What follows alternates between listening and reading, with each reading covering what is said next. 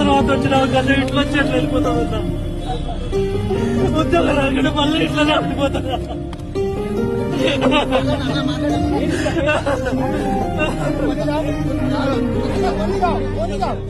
10 ఏళ్ల తర్వాత వచ్చిన అవకాశం ఇట్లా వచ్చి అట్లా వెళ్ళిపోతుందన్నా.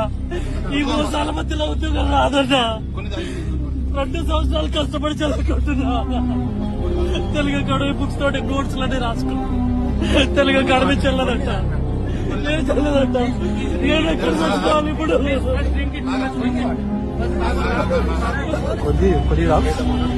జీవితంలో ఆఖరి అవకాశం అన్నా, ఇంకా రాదన్నా, ఇంకా లేదు అవకాశం.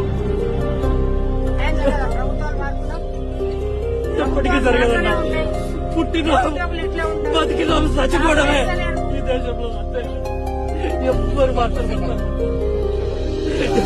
ఏదైనా చేసి చెప్పడానికి చచ్చిపోవడం.